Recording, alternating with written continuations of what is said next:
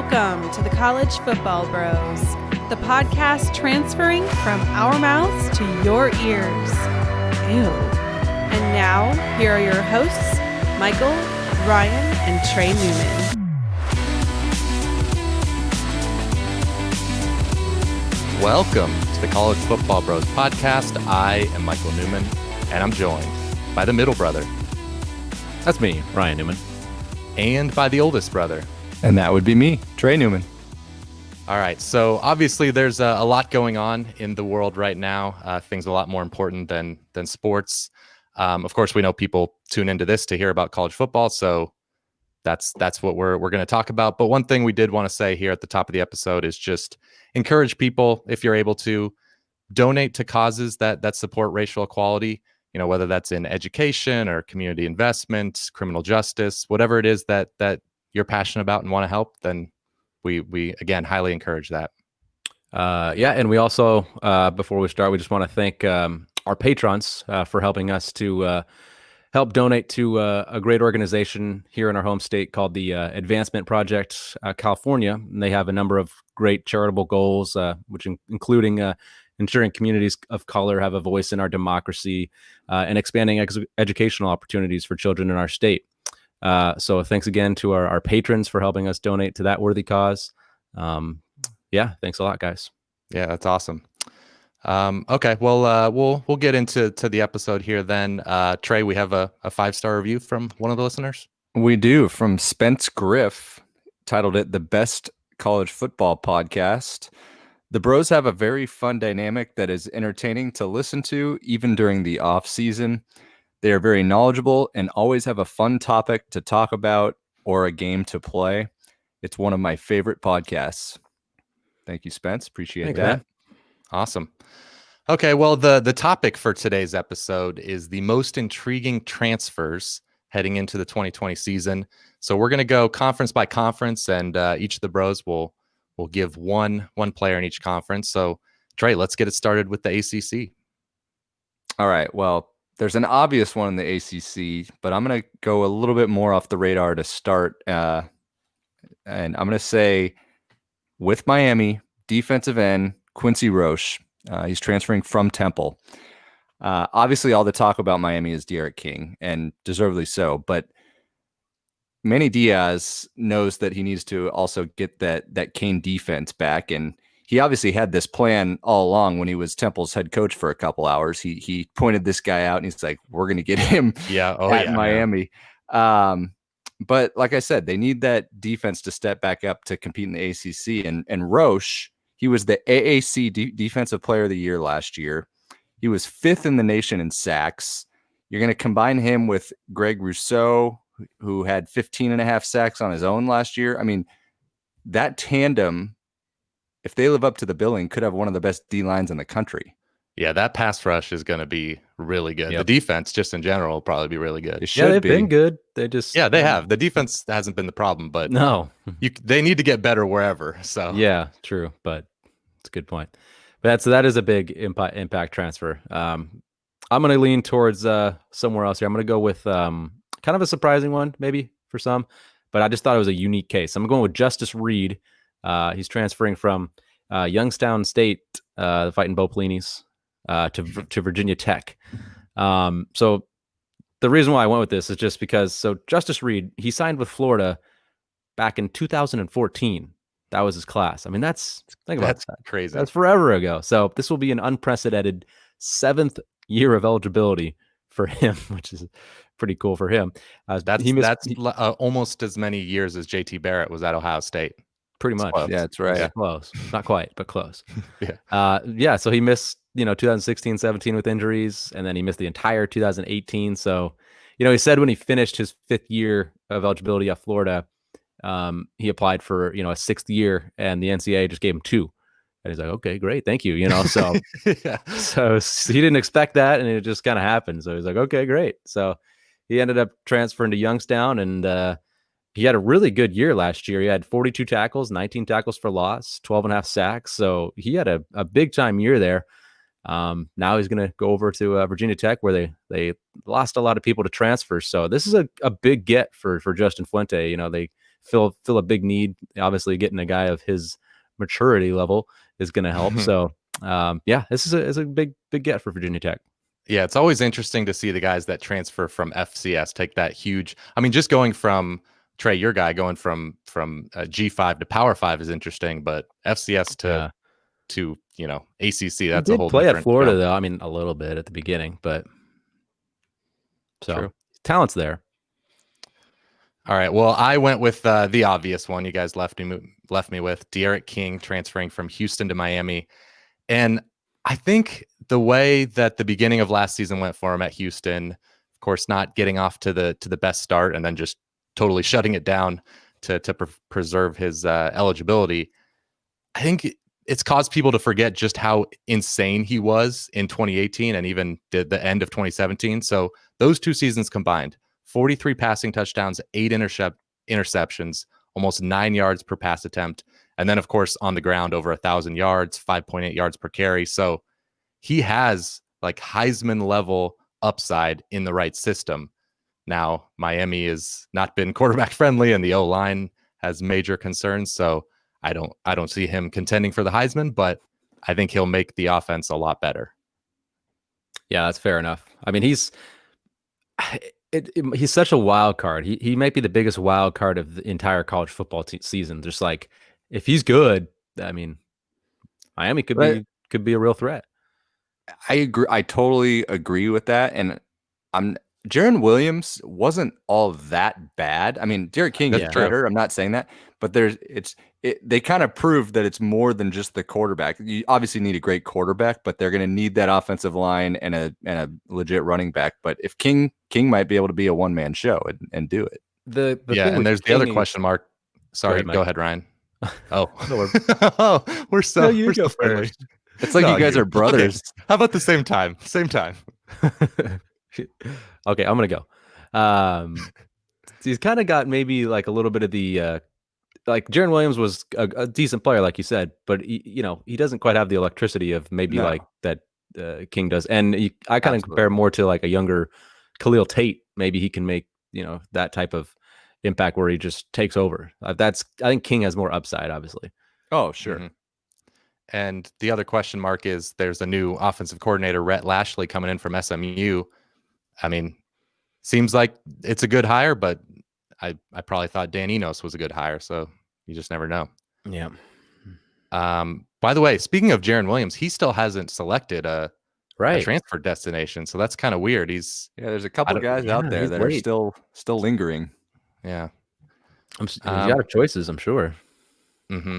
I saw a rumor about Western Kentucky a while back. I don't know if they got Tyrell Pigrome. Oh, that's right. Well, not that he's good. But. Yeah. All right. Well, let's move on to the Big 12 then, Ryan. You've got the first pick here. Yeah. All right. I'm going to go with I'm going Tariq Black. He's transferring from the Maize and Blue of Michigan to Texas. Texas has some big shoes to fill with a couple of their wide receivers off to the NFL, Devin DuVernay and Colin Johnson. So Tariq Black was definitely a big pickup for them. Gives them a big target, 6'3", 215. So but the really good thing about Black, I guess, is the fact that he has 2 years of eligibility remaining. He can play right away, but he still has 2 years to play, which it's big. I don't know about you guys. The 1 year guys that are coming in, it's tough. It's getting that second year makes a big difference. But if you rewind a few years ago, I mean, Tariq Black was supposed to be the next huge thing at wide receiver. Mm-hmm. And, the first game against Florida, we listened to it from Michael for every year. Every year I was like, okay, this is the year he's going to be healthy and just hasn't done it yet. Nah, it didn't click. And then he just, obviously the injury to the foot was a big deal, and then the Michigan offense kind of was not great at times. So, but there's no reason why he can't be a starter right out of the get-go for Texas and make some big plays. So I don't think he's going to live up to the hype that people were thinking 3 years ago, but no reason why he can't be pretty darn good. Yeah, I hope so. Okay, my pick for the Big 12 is offensive guard Josh Sills. And he was second team all Big 12 last year for West Virginia. He's transferring to Oklahoma State with 2 years, Ryan, 2 years of eligibility remaining. big I don't know. time. I don't know if he'll use both of them. We'll see. But to me, he's just kind of the cherry on top for them for what's looking like one of the best offenses in the country. You've got, the skill talent with Chuba Hubbard and Tylan Spencer Wallace. Sanders. And you got the quarterback, Spencer Sanders. And now the offensive line was looking fine before he got here, but that just kind of solidifies it to what I think is maybe only behind Oklahoma as far as offensive lines in the Big 12. So they're set on that side of the ball. Texas is going to be pretty good on the O-line, I think, too. Okay. Well, but arguably. I haven't done my full research yet, Ryan. I can't say. Mm-hmm. I would have probably said Theo Howard here. He was from UCLA, transferred to Oklahoma, but he ruptured his Achilles in the offseason. It's not likely that he'll play, or if he did, it would be towards the end of the season. So you guys left me. I've got a couple guys. I'm just going to go, Michael, you just spoke about Oklahoma State, so I'm going to go another way. I'll say TCU pulled in a linebacker from Mark Jackson Jr. from Oklahoma. He's really athletic, and it actually sounds, reading some articles, it sounds like they want to move him to DN. That's how they kind of think how athletic he can be. He was highly recruited. A couple years ago, he had 43 tackles, 7 for loss. Patterson knows how to obviously coach some good defense. And even though they've slipped a little bit in the last year or two, I think he can get the most out of Jackson and hopefully make TCU a little bit more relevant especially on that side of the ball. Yeah. Cool. Okay. We are on to the Big Ten then. And I have the first pick here.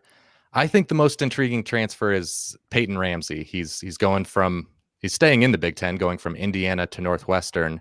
And he's obviously a big favorite to be the starting quarterback there because their quarterbacks last year were terrible. 50% completions, 6 touchdowns, and 15 interceptions.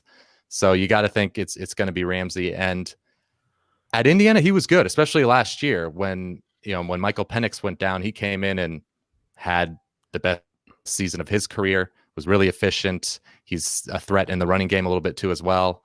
So I do worry a little bit about no longer being in, that Kalen DeBoer offensive system and going to Northwestern where it's not only the fault of the quarterbacks. That just entire offense was not very good. So I don't think he's going to be great, but he'll be a big improvement. I saw a stat that they were last in the nation in yards per pass attempt at like 4.5 last year. I mean, it was just dreadful. It was, you thought Hunter Johnson was at least going to be competent. Coming in, right? He was a 5-star and is like big time recruit, but man. But I agree. Like Ramsey could have this, like Northwestern won't, they're not going to win the Big Ten, but he could have as big of an impact on a team as there is out there. Mm-hmm. All right. I'm going to go with an offensive lineman, Coy Cronk, an offensive tackle. He's also transferring from Indiana to Iowa. Traitor. Yeah.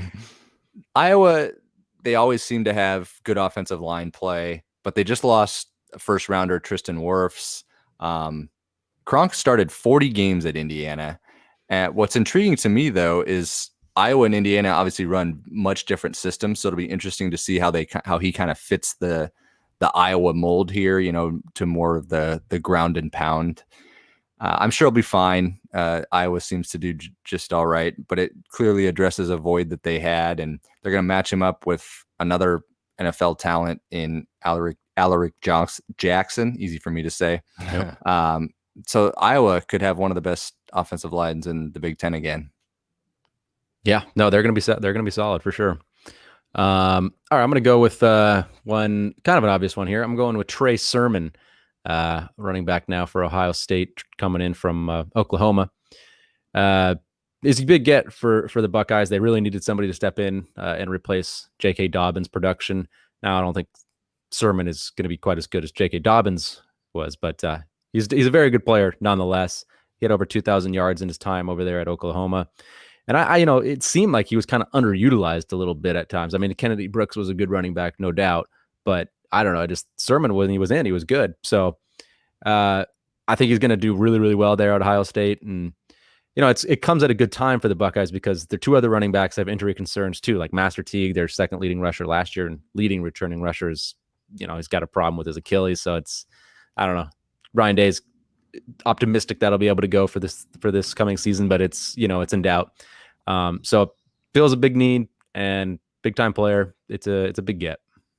So you heard it here first. From what I heard, Ryan says that Lincoln Riley was not maximizing Oklahoma's offense. Wow. Yeah. I don't think the running backs. I understood what you were saying. All right. Well, before we get to the rest of the conferences here, we have to get a quick word from our sponsor. Who's our sponsor, Ryan? Our sponsor is myfrontpagestory.com. All right. So we had this for Mother's Day. It's a great company here, great business that they have. So here's the deal. So think about it. Your dad, he loves the newspaper, right? I mean, I know our dad does. He's in the morning, always gets his coffee and his newspaper out on our family room. And that's what he does every morning. So give your dad the cover story he deserves, for being such an awesome dad, for supporting you throughout all these years. So myfrontpagestory.com, what you do is, you can tell your dad that you had a story written about him, and that'll be kind of your gift to him for Father's Day, which is coming up just around the corner. One of the coolest things you can do, it's obviously a very unique thing, and watching him kind of read it and what you got for him would be pretty special.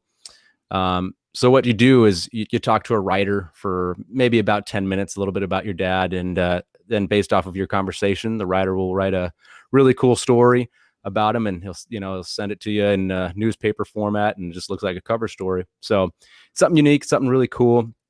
It's going to be a lot better than probably what you're going to get him anyways. What else are you going to get him? A socks or tie or something that he's going to forget and not really care about. But this one, he's not going to forget about. He'll remember this one for a long time, and he'll keep it. So just remember myfrontpagestory.com. If you use the promo code BROS20, get a discount there. So yeah, it's a really great gift. And myfrontpagestory.com, promo code BROS20. Awesome. Yeah. And so Father's Day, obviously, but if you have a spouse, significant other with a birthday coming up, anything like that, or grandparents that, of course, we haven't been able to see as much during this quarantine time. So yeah, it's a great gift to get. It really is pretty cool. Yeah. All right. Let's move on to the Pac-12. Trey, who is the most intriguing transfer in the Pac-12? I'm going to have to say Jake Bentley to Utah, coming from South Carolina. He had an up and down career with the Gamecocks, but he brings a bunch of production. I mean, he had over 7,500 yards, 55 touchdowns. His bugaboo, though, was he threw a lot of picks. He threw 32 interceptions. But I think the one thing going for him is that he's not going to be facing SEC defenses week in and week out. And Utah as a team is kind of probably going to be better around him as opposed to the way South Carolina's team was around him in the SEC. But the Utes, of course, they lose Tyler Huntley. So there's a chance that they might not have much of a drop off at all. Maybe an improvement at quarterback. There is. I don't know if I would go that far, but I mean, Huntley, I love Jake Bentley, but yeah, I mean, the thing with Huntley was he was a little limited with the arm. He was good. I'm not saying he wasn't good, but yeah, they didn't. I'm just saying it might not be a huge drop off because that's fair. But he's going to have to compete with. They had a transfer from Texas last year, Cam Rising. But it just kind of seems like Huntley has the advantage.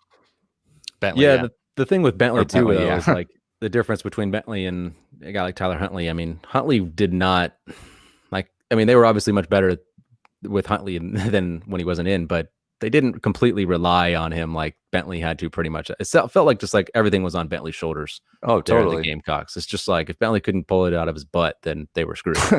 So yeah, he never really had a good offensive line in front of him at South Carolina. So yeah, that's why I was always kind of a big fan of him. I thought he was, you would have liked like you said, the interceptions to go down, but maybe with Utah. I mean, Utah was able to make Tyler Huntley very efficient. He didn't make a ton of mistakes. That's my point. I don't know if that was Tyler Huntley or the coaching or the system, but I guess we'll find out here with Bentley. Yeah, that's true. I'm looking forward to that one. Okay, I'm going to go with another QB transfer from the East Coast to the West Coast. We got Anthony Brown, Boston College, going to Oregon. You know, anytime you can add a 3-year starter at a Power 5 school to your QB room, which I guess you could say the same thing about Jake Bentley, got to be a good thing, right? So, you know, and while Anthony Brown, he may not be like the savior, but he improved each year he was at BC. He really did. His completion percentage went up about 4% each year. His average yards per completion took a huge jump, which is Michael's favorite stat, which is a good stat. I got to give him credit. It went up like from his freshman year to his junior year over like about 4 yards per attempt, which is a ginormous leap. It's huge. So, and his TD to interception ratio kept improving each year. And he was doing it with obviously not a ton of talent around him at BC. I mean, they had a decent O-line and stuff and decent running game, but, you know, they don't have a ton of talent around him. So I think he's going to have a good chance to come in and win that job in Eugene. But, I mean, he's obviously going to have some competition there with some highly recruited guys. But I think what it does, though, for Oregon is it just gives them like a floor in that QB room. You know, it's just like, okay, we feel safe at least knowing that Anthony Brown's going to be okay. Good point. So, you know, it just gives you a little bit of a security blanket, I guess. Yeah, well put. Okay, that leaves me. I'm going with another Oregon transfer, a former top 50 recruit, 6'4", 210-pound sophomore wide receiver, Devin Williams. And he transferred from USC midway through last season. So he's been, you know, on the Oregon campus for quite a while. And with Jawan Johnson gone at receiver, there's an opening there for him. Apparently in the very limited spring practice, Joe Moorhead really liked what he saw from Devin Williams. So I think he's got a decent chance to start right away, or at the very least get a lot of snaps. So if he lives up to that, you know, recruiting potential that he had, he was behind which is a lot not of that talent. long ago.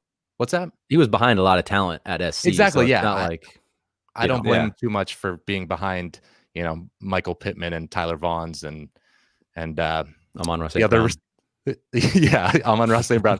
I'm a USC fan. You think I would know our receivers, but yeah. So I still think it's not one of those situations where he's just kind of a recruit where you just should forget about what his high rating coming out of high school. Exactly. That's still the potential's still there. Yeah, no doubt. All right. Time for the SEC. Oh boy. Oh man. Not the Conference of Champions. That's the Pac-12, but you know, the SEC's okay. Yeah, it's all right. All right, I'll get us going here with the SEC. I'm going to go with the obvious one, the one that everybody's talked about all offseason. Jamie Newman, our fourth bro, youngest brother. Going to Georgia from Wake Forest. It's obviously a good pickup for Georgia. There's no doubt. I mean, but that doesn't necessarily mean that there aren't some concerns. You know, you got a new QB coming in that didn't have a full spring ball. You got combine that with a new offensive coordinator, Todd Monken. A lot of new there. Yeah. And it's just not going to be full throttle right out of the gate. New offensive line, pretty much. Yeah, exactly. So it's there's going to be some hiccups, no doubt. I think they'll get a lot better as the season goes along, and maybe their defense will be able to carry them while that offense is taking some time to gel. But another thing that does worry me, though, about Jamie Newman is just how he performed at Wake without his top target, Sage Surratt. Sage got hurt like in the eighth or ninth game. So they played 4 games without him. And just Jamie Newman's stats without Sage Surratt just like completely plummeted. I mean, he was under 50% completion percentage, 1-to-1 interception TD ratio. I mean, it was just a night and day difference.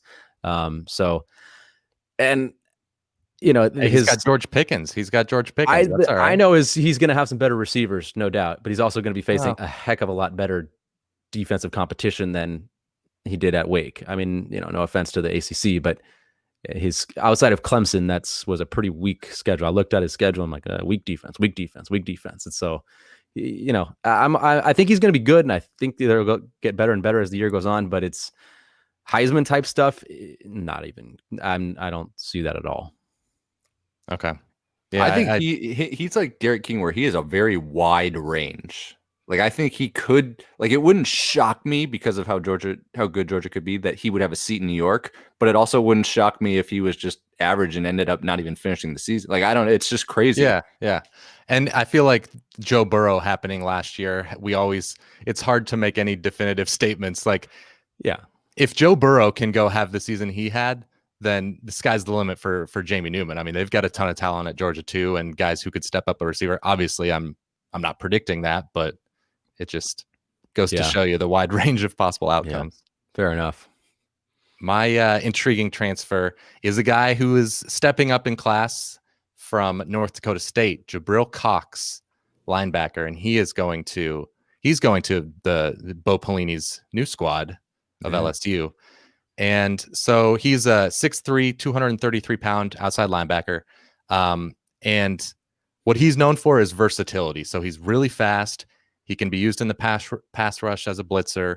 He's apparently excellent in coverage. So I read an article where they had film of him, going step for step with slot receivers and even an outside receiver on one play I saw. So he's a new age linebacker for sure. And with LSU, they lost 3 linebackers to the draft, I think. So that was definitely maybe a position kind of need. be like the Deion Jones type, like that. He was a LSU guy himself. But. Oh, okay. Yeah. Why not? And going up in class, we'll see. He was an FCS, I think, like second team All-American. It's always interesting.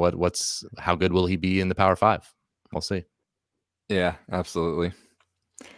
All right, I'm going to go with the other big name quarterback that transferred to Mississippi State, KJ Costello, obviously from Stanford.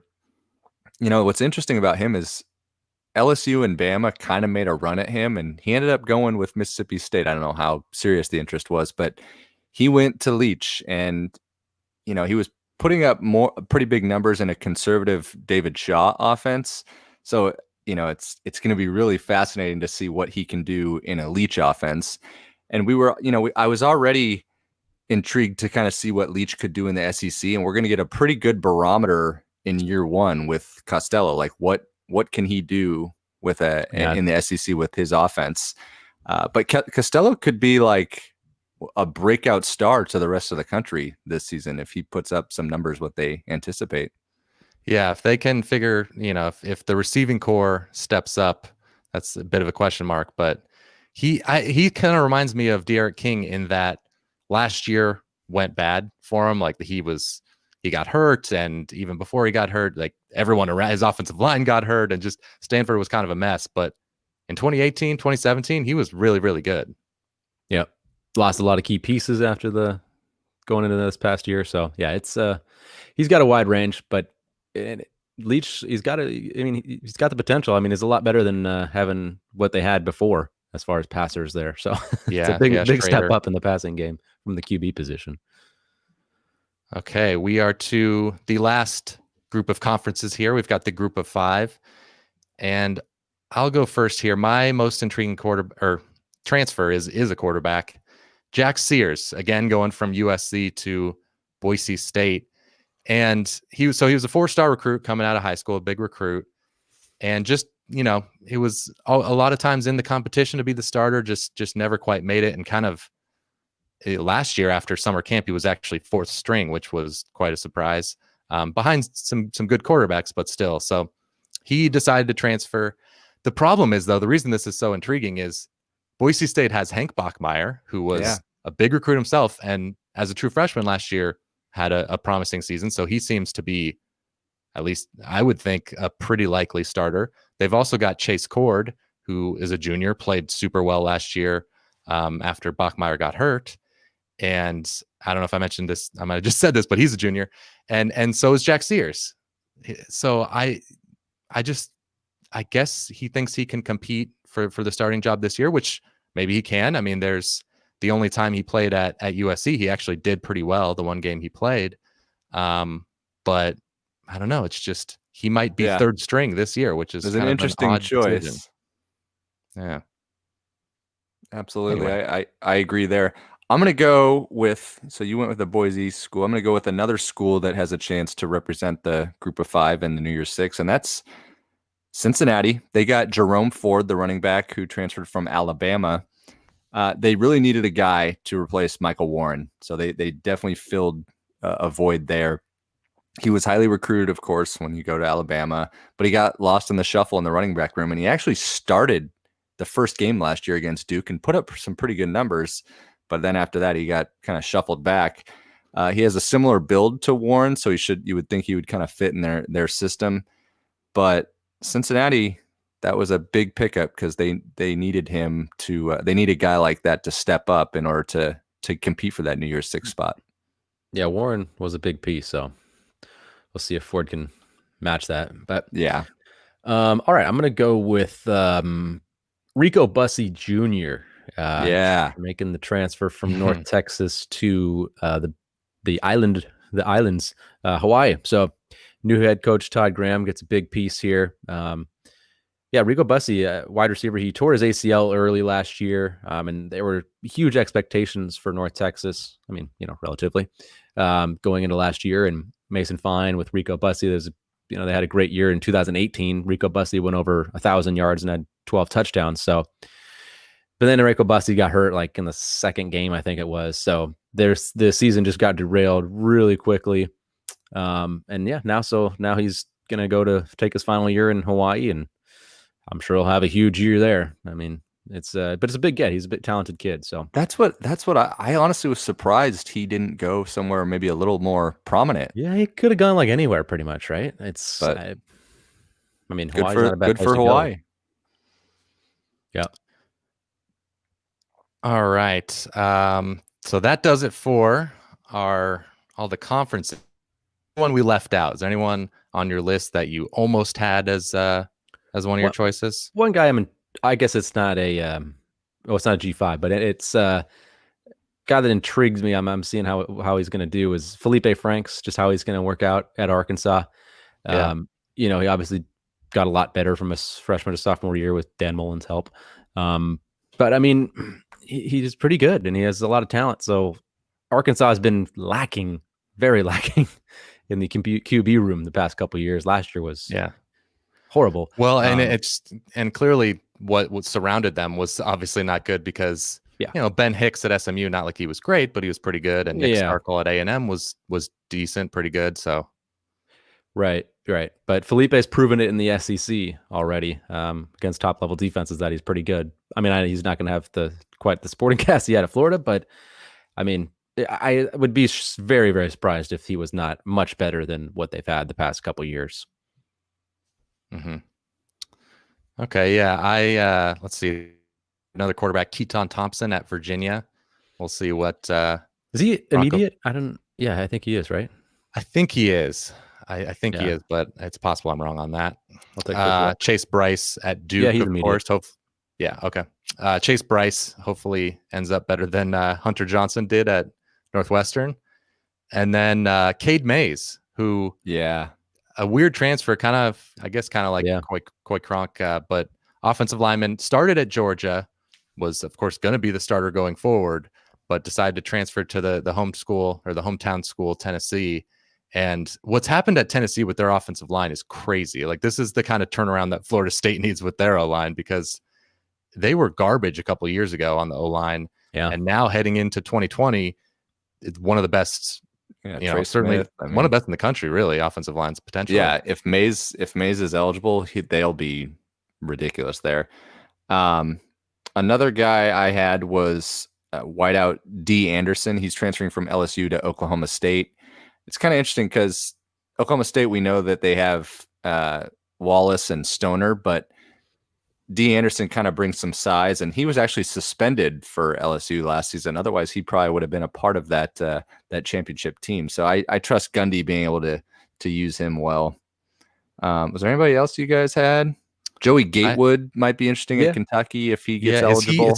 If he's eligible. That's still a question. Okay. Yeah, a lot of these guys, apologies if I am mistaken about their eligibility, because you just never know. But Khalil Herbert going from Kansas to Virginia Tech at running back, he of course had some big games at Kansas. So Virginia Tech, they haven't had a great running game just for a while now, but hopefully Herbert can help solve that.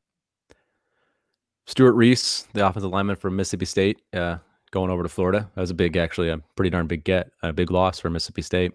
Mm-hmm. Well, it's just Stanford in general. We didn't mention. Yeah. They lost so many quality players to transfer. Yeah. Obi Ebo to UCLA. Yeah, they lost Javon Swan on the D line to Indiana. Hunter Hallis, I think, the offensive lineman. He started last year. Something he like got hurt like midway through, and then obviously didn't play after that. But going he to started Arizona the year. State. Yeah, going to Arizona State. Arizona Like the State, second yeah. year in a row that Stanford's lost a starting transfer to Arizona State. That's right. On the line. Was it a center last year, or who was it? I thought it was a guard. Oh, what's his name? Okay. I forgot who it was at this point. But you know what's crazy about Stanford? I read, and I'm assuming it's correct, that this year they're going to have only their second grad transfer they've ever had. Well, Stanford, you said? Yeah, Stanford. So they're receiving their second grad transfer? They're getting only the second grad transfer they've ever had. Yeah. Yeah, but it would be, I mean, if I was able to, that's where I'd want a grad transfer to. I want to get a grad degree from Stanford. All right, cool. All right, any more what about this, guys? Or Nick Starkel going to San Jose State. Oh my God. Bottom of the barrel. Is Josh Love still there at San Jose State?